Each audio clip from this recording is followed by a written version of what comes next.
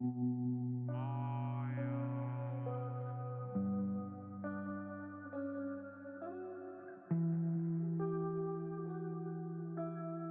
ابتدای فیلم شخصیت اصلی معلمی به اسم لانا رو می‌بینیم و او در این مدرسه به بچه‌های کلاس دهم زبان هلندی آموزش می‌دهد. امروز لانا در کلاس امتحان گرفته از بچه‌ها. اون برگه امتحان بچه‌ها توضیح می‌کند و بعد از آن روی صندلی خود می‌نشیند و مشغول کار خود می‌شود.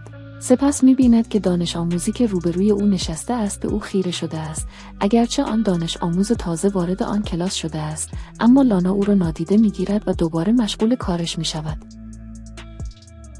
او همچنان به لانا خیره شده است و با چشمی کنجکاو به دانش آموز نگاه می کند و بعد از تعطیلات به مدرسه می رود و دخترش را از آنجا می برد. روز بعد که لانا به مدرسه می آید، دانش آموزی در کلاس سخنرانی می کند و سپس دو دختر که پشت سر آنها نشسته اند شروع به خندیدن اجازه نمی دهد دو دختر با موبایل او بازی کنند و از آنها می خواهد که موبایلش را به او بدهند. یکی از دخترها موبایلش را به لانا می‌دهد و بعد از بدرفتاری با او برمیگردد. لانا بهش میگه خیال نکن که منو مسخره کردی، متوجه نشدم. او آن دانش آموزان را از کلاس بیرون می‌کند. سپس لانا می‌بیند که همان دانش آموز یک بار دیگر به لانا خیره شده است. بنابراین بعد از مدرسه به بنی میگوید که باید با او صحبت کند. بنابراین لانا بنی را به یک کلاس خالی میبرد و از او میخواهد که بنشیند. لانا به بنی میگه تو مدرسه رو دوست داری؟ اینجا چه حسی داری؟ بعد بنی میگه آره خوبه. لانا میگه تو با هم کلاسی هات کنار نمیای، مشکلی هست؟ پس بنی میگوید از من چه میخواهی؟ لانا از این پاسخ صریح چیزی نمیفهمد. او صندلی نزدیکی رو برمیدارد و نزدیک بنی میرود و او میگوید که شما سر کلاس نیامده اید. با گفتن این حرف برای کمک به شما چه کاری میتوانم انجام دهم؟ به همین دلیل بنی میگوید چرا به من نمیگویید از من چه میخواهید؟ در اینجا لانا بنی رو تصحیح میکند و میگوید که شما دچار سوء تفاهم شده اید. شما سر کلاس نیامده اید. شما برخی چیزها را نمیدانید. برای همین میخواهم به شما کمک کنم. یعنی فردای آن روز بعد از تعطیلات، وقتی همه دانش آموزان از کلاس بیرون میروند، سپس کیف بنی را هم شروع به جمع آوری وسایل میکند و به اینجا و آن طرف نگاه میکند تا ببیند آیا کسی او را تماشا میکند و دستمال کاغذی را در اینجا متوجه شدیم که لانا نیز تا حدودی به بنی علاقه من شده است. بنابراین پس از اتو کردن پیراهن او را دوباره در کیف میگذارد و احساس میکند که فردی از بیرون او را تماشا میکند. برای همین سریع تیشرت را داخل کیفش می کند و عصبی از کلاس بیرون می آید و به حمام می رود و نفس عمیقی می کشد. یانا در حمام به آینه نگاه می کند و بعد شروع به نوشیدن آب می کند.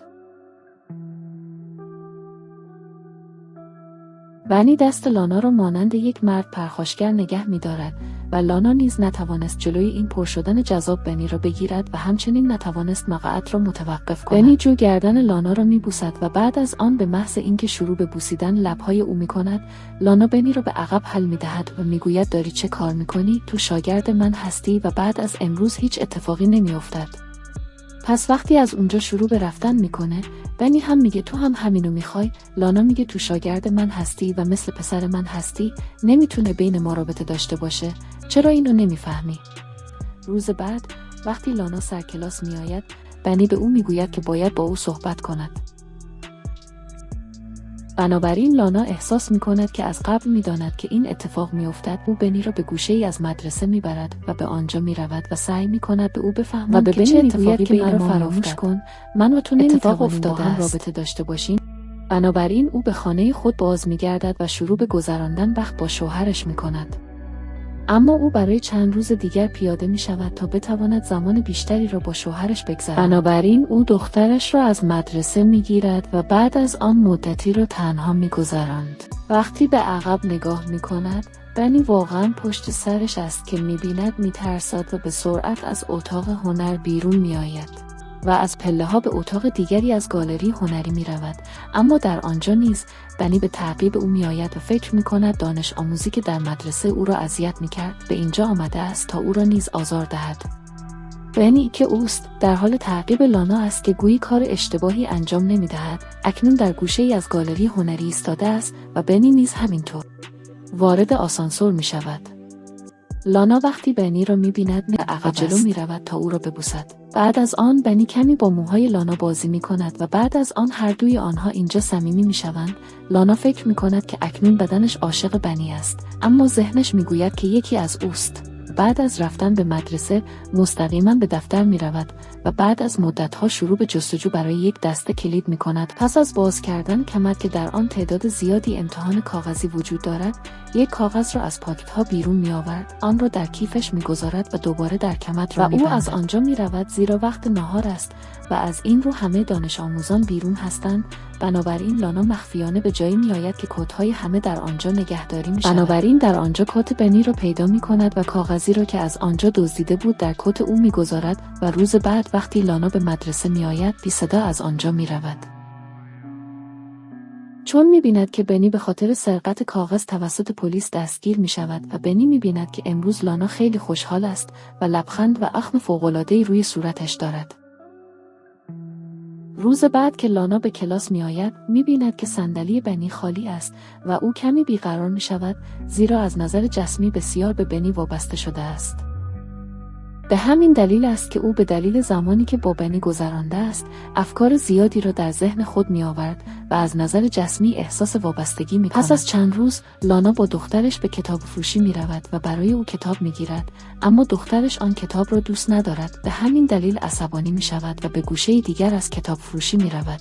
پس از این او به لانا می رود. او در کل کتاب فروشی به دنبال دخترش می گردد، اما دخترش را پیدا نمی کند. او با پلیس تماس می گیرد. همه با هم فیلم دوربین مداربسته را تماشا می کنند و بعد لانا می بیند که بنی نیز در آن فیلم حضور دارد و لانا احساس می کند که بنی بعد زبان شوهر لانا وارد می شود. درست وقتی لانا می خواهد بگوید، شوهرش می گوید دخترمان آمده خانه، فلان پسر او را رها کرده است. کمی آرام می شود و احساس می کند که بنی بسیار خطرناک است. او می تواند تا حدی برود تا من را که او هستم از نظر بدنی بسیار جذابتر از بنی کند.